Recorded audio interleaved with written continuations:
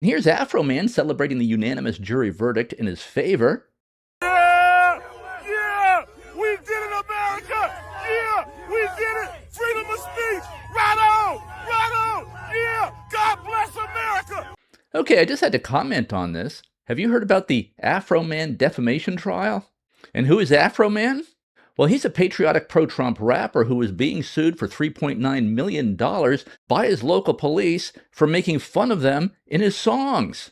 Well, he created these songs in response to police unjustly bashing through his front door, trashing his entire house, causing tens of thousands of dollars in damages as part of a search warrant that was erroneously issued by an incompetent judge.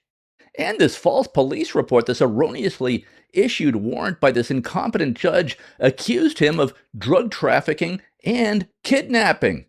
He was guilty of no such thing. He was absolutely 100% innocent.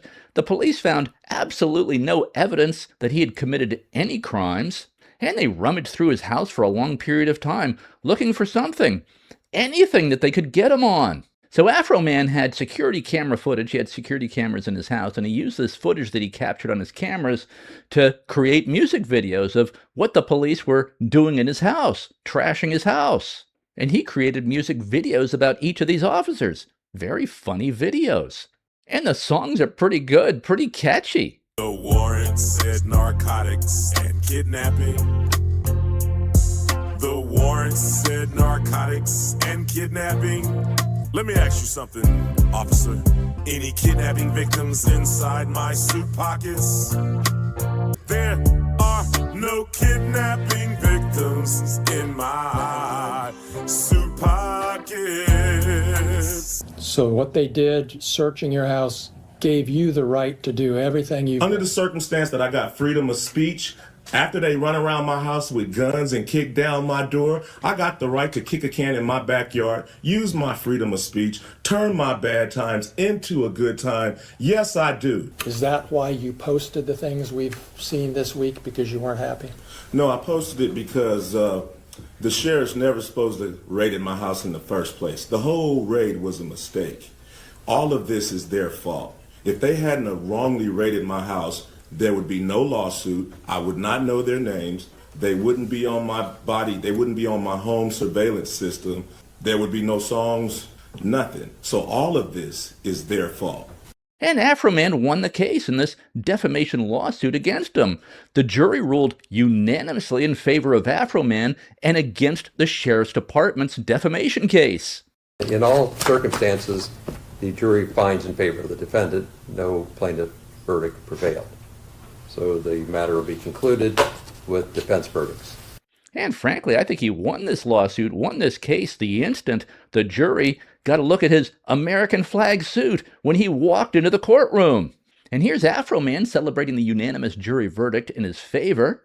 Yeah! Yeah! We did it, America! Yeah! We did it! Freedom of speech! Right on! Right on! Yeah! God bless America! Yeah! Power to the people! Yeah! Yeah! And this is maybe the funniest trial that I've ever seen. The entire trial was live streamed, and every minute of this trial was just pure comedy gold. Afroman's real name is Joseph Edgar Foreman. In case you haven't been following this case, here's a quick summary of the story. Afroman lives in Winchester, Ohio, a small rural town just outside of Cincinnati in Adams County, Ohio. And he was sued for defamation by the local Adams County Sheriff's Department. Now, this defamation lawsuit filed by these police, by the Sheriff's Department against Afroman has to be just about the dumbest lawsuit ever filed because it had the ultimate Streisand effect. The result has been the turning of Afroman into a global superstar and calling massive attention to his songs. His songs are getting millions of plays. He has more than 1.2 million subscribers on YouTube alone and millions of subscribers and followers across platforms, thanks to this absurd defamation lawsuit by the Adams County Sheriff's Department. I mean, if these police were unhappy about his songs before, well, now the entire world is listening to these songs, and these cops are a worldwide laughingstock. Everyone loves this Afroman character. And one reason this story got my attention is that I remembered him from the 2024 presidential campaign as a vocal supporter of President Trump. Here he is with President Trump in his trademark American flag suit. He even put out a song on Hunter Biden. Here's a bit of that. He was gonna get his laptop fixed, but Hunter got high. He wasn't gonna show all them dick pics, but Hunter got high. And Afroman is actually a very accomplished artist. He has a number of hit songs. Probably his most famous is titled Because I Got High. He sings a lot about smoking weed. I was gonna clean my room until I got high. I was gonna get up and find the broom, but then I got high. And this song is featured in well-known movies like Disturbia and other movies. This song even got nominated for a Grammy Award. And here's another Afroman song that was a pretty big hit called Crazy Rap. Said Coke 45 and 2 zigzags. Baby, that's all we need. We can go to the park, cap the dog, smoke that. As the burn, we can take our turn singing them dirty rap songs. And he has some other pretty big hits as well. And his songs are usually about smoking weed, and his songs are filled with a lot of inappropriate language, of course, because he is, after all, a rapper. And he's quite a character. So here's what happened. In 2022, Afroman's house was raided by the Adams County Sheriff's Department on a warrant based off of false allegations that alleged drug trafficking and kidnapping. All the police could find was a couple of joints and maybe a bong, no illegally large quantities of marijuana, no evidence of kidnapping, no evidence that he had committed any crimes, even though Afroman does make a lot of songs about smoking weed. The police smashed through his gate, bashed through his front door, ransacked his house, caused tens of thousands of dollars in property damage, seized nearly $5,000 in cash, and when the cash was eventually returned, $400 was missing, according to Afroman. So Afroman was understandably very ticked off. Why are you stealing my money?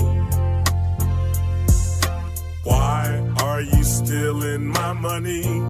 And you might wonder why he had $5,000 in cash in the house. Seems like a lot of money, a lot of cash to have in the house. Well, Afroman has an explanation. He testified at his trial that he had just gotten paid $5,000 in cash for a show he had done with Snoop Dogg at the Red Rock in Denver. And this cash was in his suit pocket. He had just gotten back from doing the show. So that's verifiable information. Let's hear a bit of Afroman's testimony on that. I know I got paid $5,000 for the show that suit was in. You knew how much money was in that pocket when you came home and saw the warrant return, didn't you? It was $5,000. So is it your testimony that they actually took $5,000 instead of No, I just know, $4,390? I know when I did that show, it was with Snoop Dogg and Wiz Khalifa at Red Rocks in Denver. The balance of that show, for me, they sent in a deposit, but the balance was $5,000. I put the $5,000 in my coat pocket. I got drunk, I got high, and I forgot to get that money, and I hung that suit back up. And that's where they got that money from. You represent the law, and it's funny. You're stealing my legal work hard every day. Pay taxes, money. But all I know is I got paid $5,000 at the Red Rocks with Snoop Dogg and Wiz Khalifa when I played the Red Rocks in Denver. And the lady at the sheriff's station admitted that the sheriff was short. You can go watch the 19 News. You remember in your deposition when I asked you why did you bring the news when you picked up the money? Yeah, I didn't want to get beat up or Epstein at the sheriff's station after I seen him running around my house with AR-15s. So that's why I brought the news and my attorney. So to make sure I got out of that place with my money. You brought the news to protect you physically. Yeah. And it's certainly believable that some cash might have been taken by the police because there have been a lot of corruption cases over the years involving police taking cash that they confiscate in large drug busts. That does happen quite a bit, where the officer might take a little of the cash and slip it into his pocket instead of bagging it as evidence. So Afroman fought back in the only way he knew how, and that was to create funny, amusing, entertaining songs about this debacle. And one of the funnier clips was this officer gazing longingly at Afroman's lemon pound cake. So Afroman refers to this officer as Officer Poundcake, and he has an entire song about him. They found no kidnapping victims, just some lemon pound cake. Mama's lemon pound cake.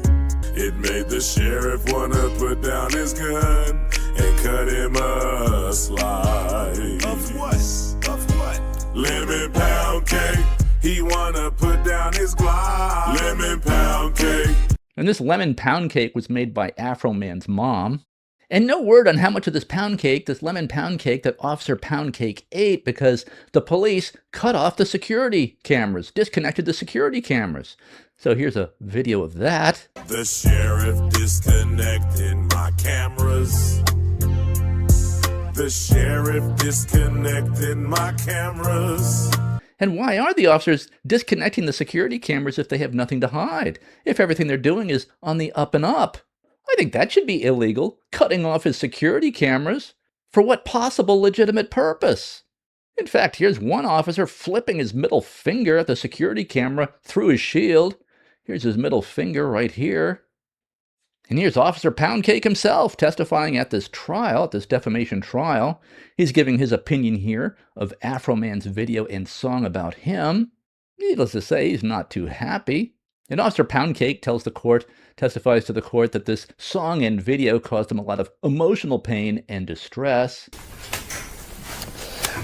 I like to pick right up with this visit to the Pennsylvania border. You said they knew you as Lemon Poundcake. Yeah, that was what they referred to me as, a person. And they asked you for your autograph, correct? One of them did, yes. Aw, poor Officer Poundcake. And Officer Poundcake testifies that one of the most traumatic aspects of this whole ordeal was that he was getting deliveries of pound cake arriving at the office from fans of Afroman. Sean, you were called Officer Poundcake by Mr. Foreman? Multiple times. You were received hundreds of pound cakes at work from different people. Okay. Is that a bad thing? Receiving deliveries of free pound cake? I don't see how that's bad. Sounds good. And Afroman's songs talk about him having sex with one of the officer's wife, referred to one officer as a pedophile, called these officers thieves, crooks, and just had lots of insulting things to say about these officers. But they had just destroyed his house for no reason, allegedly stole money from him, and did not reimburse him for tens of thousands of dollars in damages that they had caused. Afroman is completely innocent. He certainly didn't ask for this. This warrant was issued on the basis of a confidential informant who apparently did not like Afroman for some reason. Now, this confidential witness had claimed to the police that Afroman was holding women in his basement, chained to a wall. Claimed that he was only giving them a bucket to go to the bathroom in. But it turned out that his house doesn't even have a basement. No dungeons where he's holding women chained up as prisoners, nothing like that. So the police should have seen right away that this was a false report the instant that they saw that there was no basement. So therefore no dungeon. Therefore no women being held prisoner in the dungeon. And here you can see the police entering Afroman's house in SWAT team fashion with rifles drawn after they had bashed through his door. Thank God Afroman and his kids weren't home, or he might have been shot by mistake by these incompetent fools. He has 2 kids, one age 10, one age 12. So after this, Afroman was naturally, understandably angry about the destruction of his home by the police, so started putting out these insulting songs about the police, songs that are very funny. Now, generally, I'm very supportive of the police, but did the police really have to destroy Afroman's house, causing tens of thousands of dollars in damage? And did the police really have to stay as long as they did, search as hard as they did, once they found that there was no basement, therefore no dungeon, therefore no women being held as prisoners? They should have known instantly at that point that this confidential informant was lying. And when they couldn't find large quantities of illegal narcotics, no evidence of drug trafficking, why did they take his cash and then not return it all, according to Afroman? And the police obviously have a responsibility to investigate a kidnapping claim. I don't blame them for that. I do fault the police for not doing a more thorough investigation before bashing through his front door. I mean, why all the property damage? Was that really necessary? Once they're through the front door, why do they keep destroying the house? And why didn't they reimburse him for the damages? They didn't even apologize. This was very heavy-handed behavior by the police. It's bullying, it's abuse of power, and it's completely uncalled for. The sad truth is some police just behave like bureaucrats with badges. They get a little power, and they want to exercise it. But once they saw no evidence that any of the claims by this confidential informant were true, they should have left the property. They should have apologized. They should have reimbursed Afroman for all the damage they caused. I mean, did they think that they would find kidnapping victims in Afroman's CD collection? Any kidnapping victims inside my CDs? Any kidnapping victims inside my CDs? Now, Afroman's wife and kids, I guess they live within eyesight of the house, and so she saw what was going on, saw this large police presence outside of Afroman's house, so she took the kids over to find out what was going on, and so she used her phone to video what was happening. The two kids must have wondered what was up, they being age 10 and 12. They could see something was off. What had their dad done? And she, the ex-wife and Afroman, must be on good terms because she gave the police the combination to his safe so they could get into the safe without taking it, and there was nothing in the safe. And so Afroman was more than a little ticked off about this, understandably so, and so he started putting out these songs. And in his songs, he accuses these officers of being crooks, thieves, having extramarital affairs, and even of being pedophiles. His songs make fun of the physical appearance of some of these officers, talks about them being overweight, like Officer Poundcake. And it's not like Afroman is very slim either. And in one of his songs, he compared the judge who signed off on this erroneous warrant to the cartoon character Droopy. He describes another officer as a hunchback. In one song, he says about one of the cops, Sergeant Randy Walters, that he's, quote, a son of a bitch, that's why I effed his wife, end quote. Here's some of that. Randy Walters is the son of a bitch. Ooh, yeah, that's why I fucked his wife and got filthy rich. And here's one of the many mic drop moments of the trial. So you're claiming that is the defamation statement, is that he said he had sex with your wife? Yes. Okay. And that's painted you in a false light? It's caused tremendous pain in my life. I'll get to that. We have to go through false light first. So does it paint you in a false light? Yes, that my wife is cheating on me with Mr. Foreman. But we all know that's not true, correct? I don't know. Wait, you don't know if your wife's cheating on you or not? You want to go there?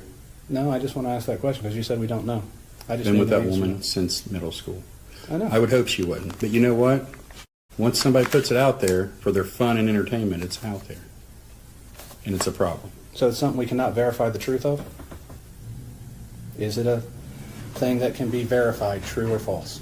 Ask your client. And this cop actually says as part of his testimony here that he does not actually know if Afroman is having sex with his wife. So this cop lost the case right there, at least on this claim. Well, okay, then it's not defamation because he hasn't proved Afroman's song to be false. And there are moments like this throughout the trial. I mean, these witnesses were not prepared. Another great moment in this trial involves a female cop named Deputy Lisa Phillips. One of Afroman's songs is about her engaging in oral sex, and the name of that song is Lick 'Em Up Lisa.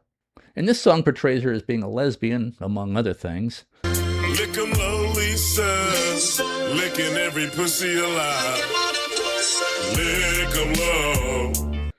And for some reason, the attorney for these cops thought it was a great legal strategy to play Afroman's songs in their entirety for the jury to hear.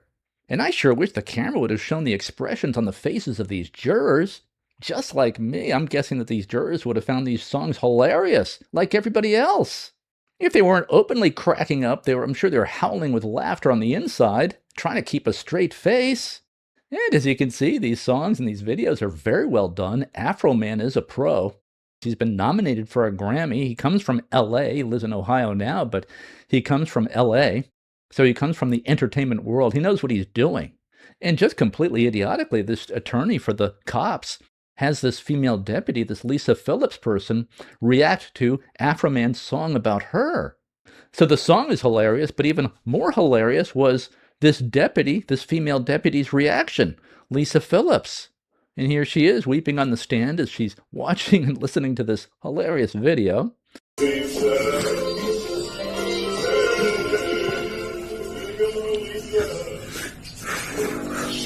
my house. She misdirected my camera. She went down on my spouse. And to me, it looks like fake crying, completely fake crying in an effort to convince the jury that she's been traumatized emotionally. And I think this is just performative weeping that had the exact opposite effect on the jury than what she was intending and what her legal counsel was intending.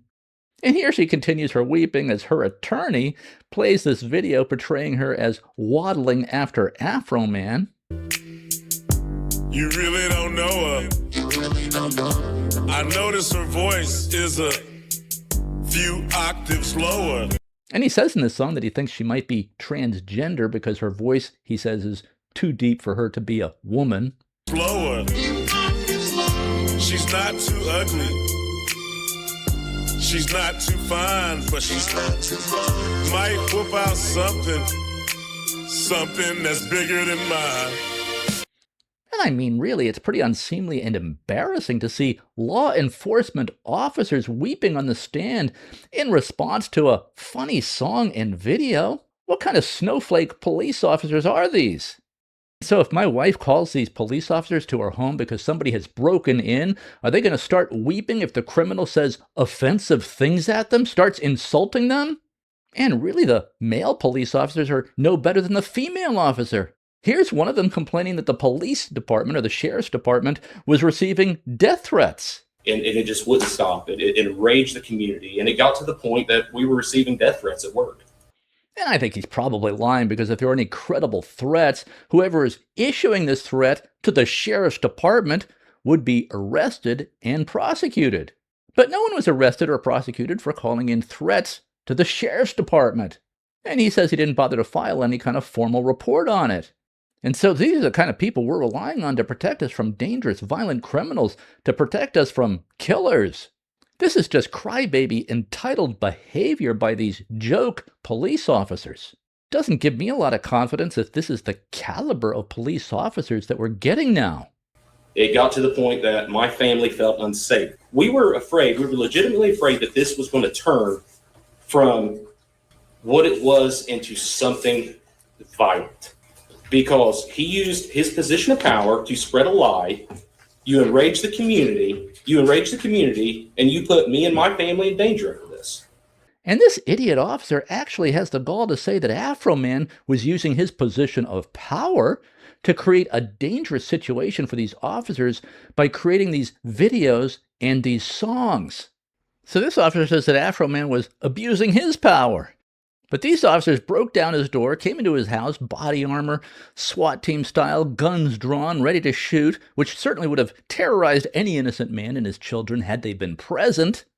And then they didn't even pay for the damage, didn't even apologize, basically just laughed at Afroman when he asked to be compensated for that.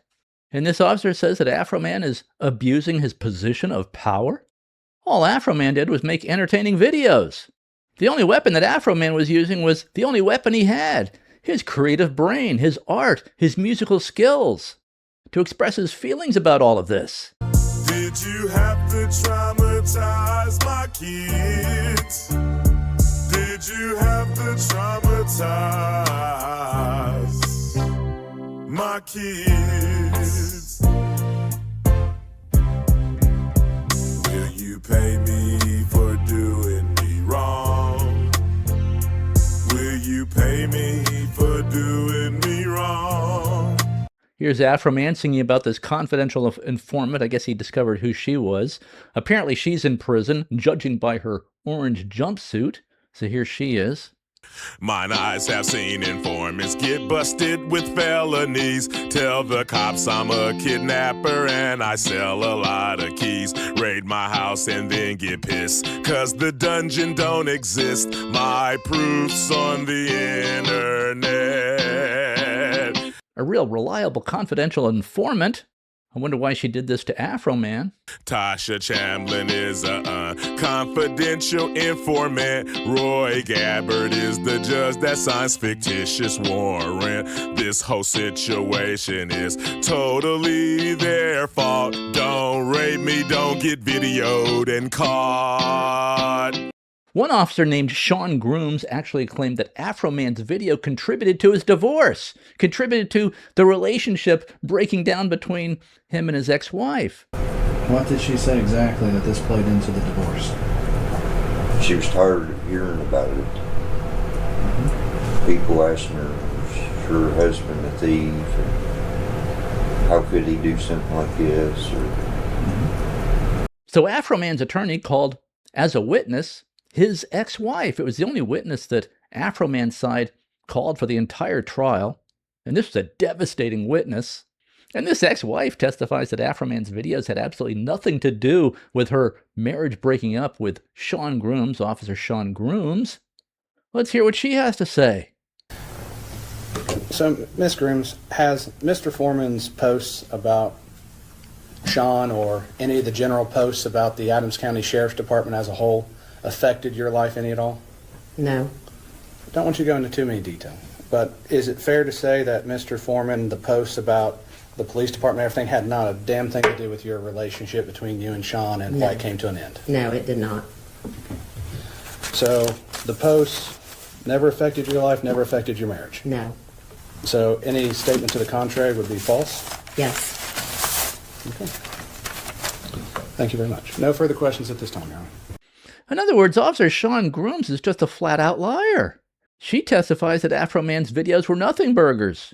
And in fact, his ex-wife, the ex-wife of Officer Sean Grooms, had to get a restraining order because apparently Sean Grooms was violent or threatening or something like that. She doesn't say exactly why the restraining order was issued in her testimony, but courts don't issue restraining orders unless there's violence involved, unless she felt physically threatened by Officer Sean Grooms. You never sought a protective order against your ex-husband, did you? Yes, I did when we divorced. The divorce, yes. I had a restraining order. Did you got a restraining order? Yes, I did. So what a nice character he is. So who is Sean Grooms? Sean Grooms is one of the police officers suing me. In the deposition, he said that he got a divorce because of me. My attorney reached out to his ex-wife, and come to find out, he actually got a divorce because he was having sex with like meth head, crackhead women on duty. He was giving them what I call penis plea deals.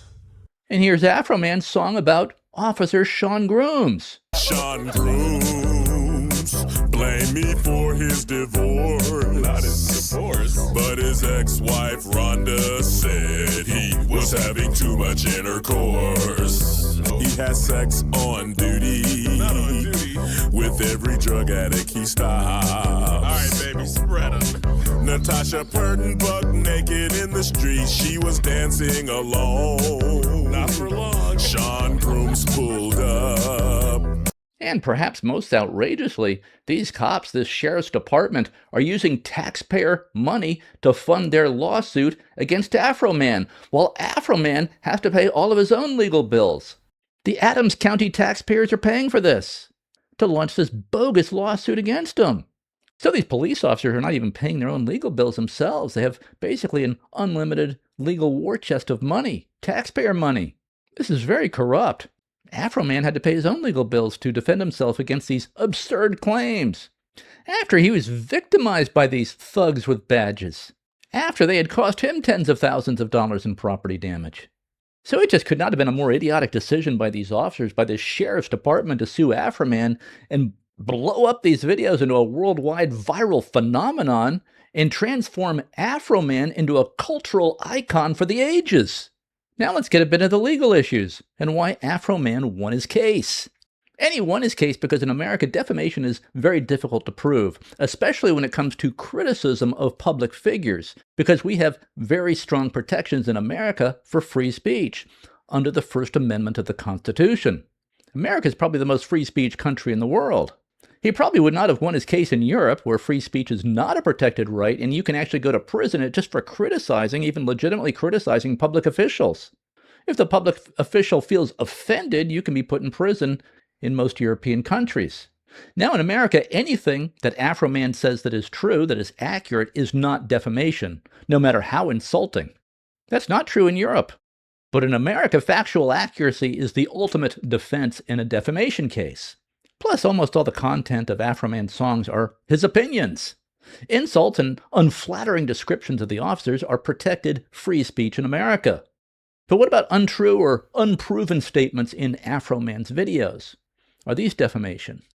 In his songs, for example, he calls Officer Brian Newland a pedophile. I never thought one day I'd see a cop with more baby mamas than me. Baby making Brian had a baby by Carly. Cheated on her with a crackhead, thought it was gnarly. Baby making Brian had a baby with Dorothy. Dorothy said Brian Newland wasn't worthy.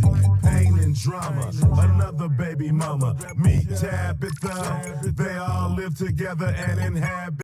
So you might ask, wouldn't this be defamation? And the answer is not necessarily, even if it's false, especially because Officer Newland is a public official. He's a police officer. In the case of defamation of a public official, actual malice has to be proven. Furthermore, a statement that might be untrue doesn't cross the legal threshold of defamation if it's a statement that can reasonably be interpreted as jest, hyperbole, comedy, or satire, and not intended as a statement of verified fact. And this was precisely Afroman's defense. Rappers exaggerate, say untrue things to make their points about their life experiences and to entertain, as do many artists, entertainers, and comedians. So if somebody, for example, calls Donald Trump a racist without evidence, that's not defamation, even if he's not a racist. It's just an insult. It's opinion. But if the New York Times were to run an article with a headline that said something like, Police Officer Brian Newland found to be a pedophile, well, that would be defamation, if not true. Because reasonable people would interpret this headline in the New York Times and this article in the New York Times as being a statement of verified fact. Because it's being reported by a supposedly reputable news organization. New York Times is not a reputable organization, but most people kind of think it is. But in the case of Afroman, his characterization of Officer Newland as a pedophile in a song is considered to be hyperbole, more along the lines of an insult or comedy or parody or satire. I mean, people on social media who don't know me have literally called me a pedophile in reply to my political posts that they disagree with. Do I sue them? No, because it's just intended as an insult, not a statement of fact. They don't even know me. And this insult is commonly used all over social media these days. It's kind of like calling somebody a Nazi. It doesn't really mean anything anymore, or a racist. I've been called those things too, as well as many other names on social media. And that's how the jury saw this, and unanimously. And one sidebar that I think is significant about Officer Brian Newland, he testified in court in this trial that because of Afroman's video labeling him as a pedophile, he testified that he felt forced to quit his position as deputy in the Adams County Sheriff's Department, which he described as his dream job. He claims that these videos forced him to quit his dream job. But I find out that that's not actually why he left the Sheriff's Department at all. He left for a better, more prestigious job in law enforcement as a detective for the Norwood Police Department. It's considered a big step up from sheriff's deputy to become a detective. Detective is a prestigious job. Just about every police officer would like to be a detective. Not only is it more prestigious, it's better pay. And this same defamation legal threshold applies with Afroman's song describing him, Afroman, having regular sex with the wife of Sergeant Randy Walters. Randy Walters is the son of a bitch.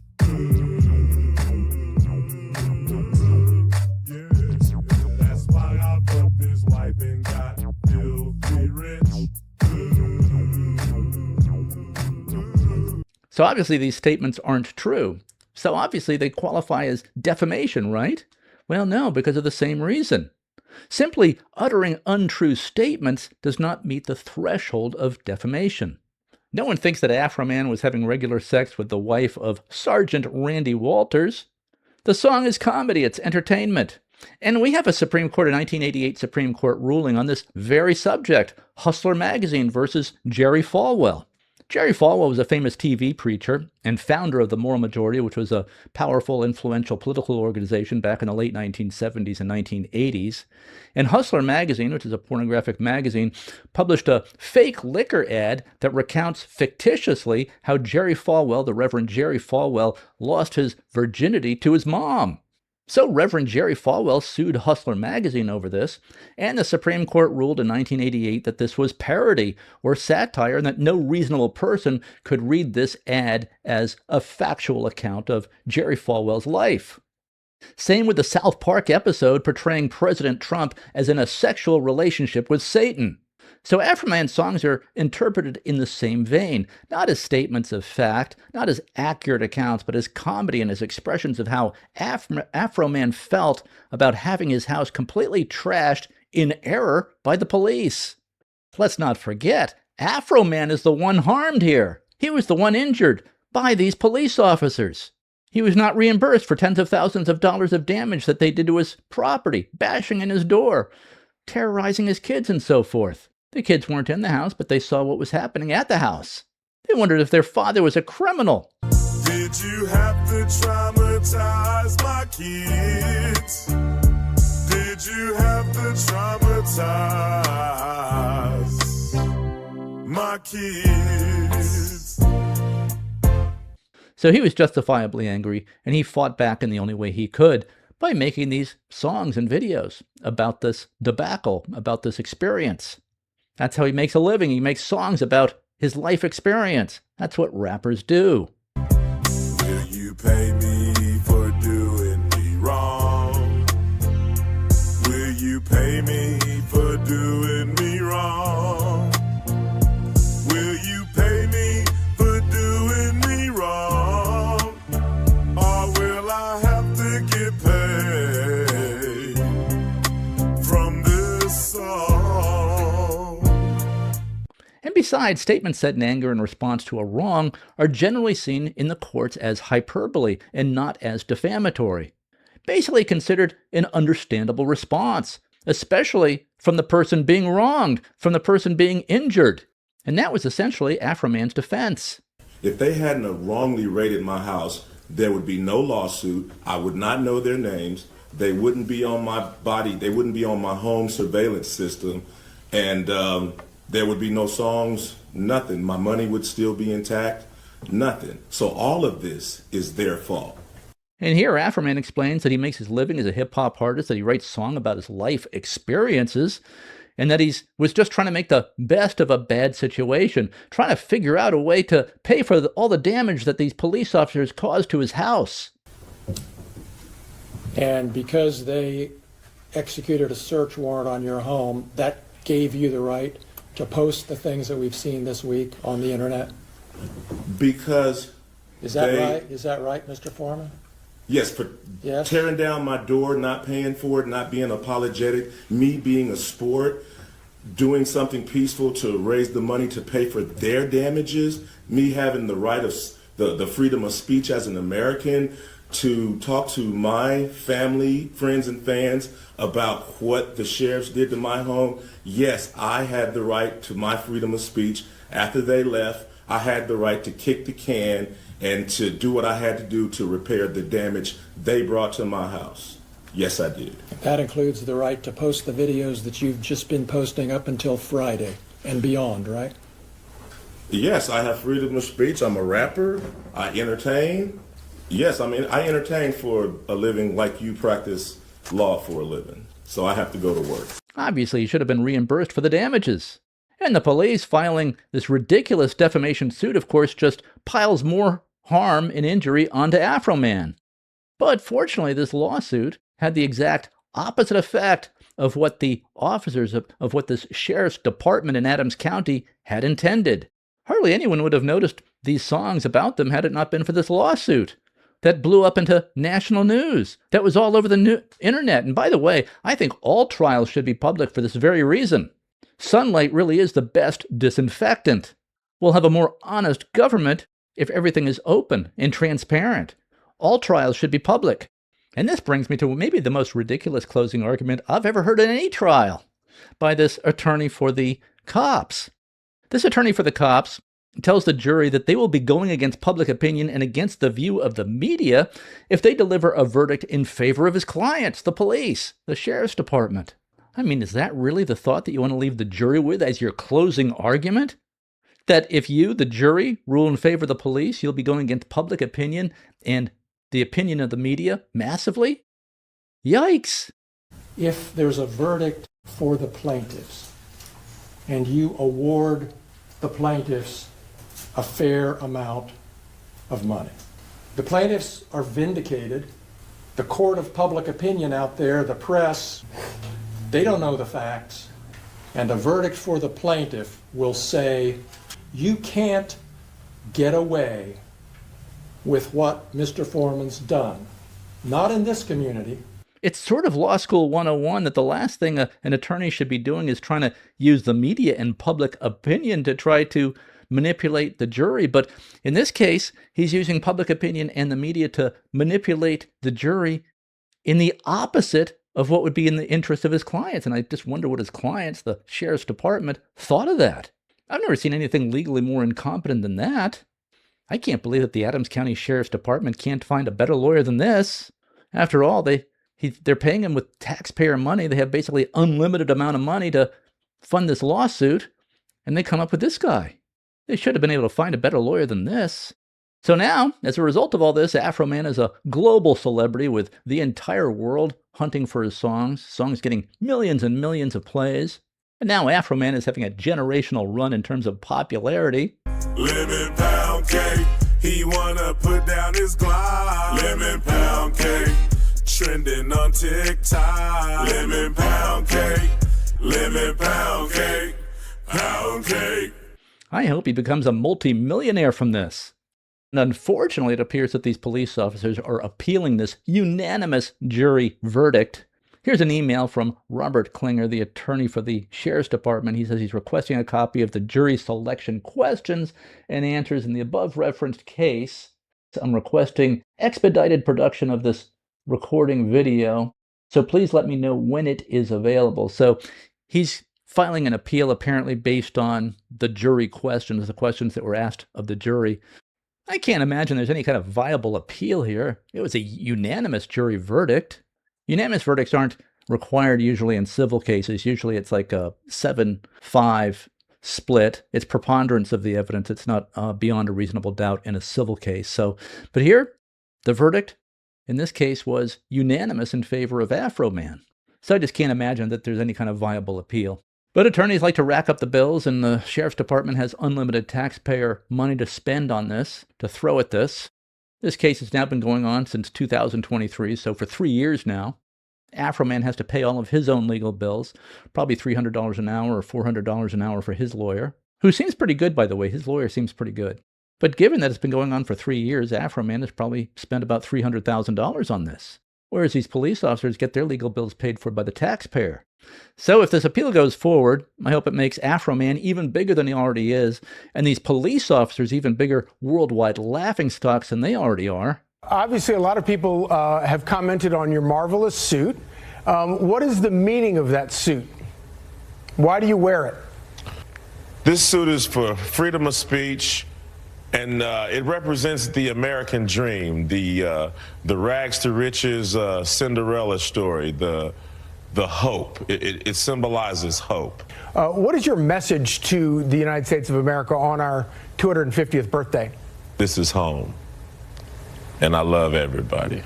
And Afroman now says he's running for president. Why not? I might vote for him.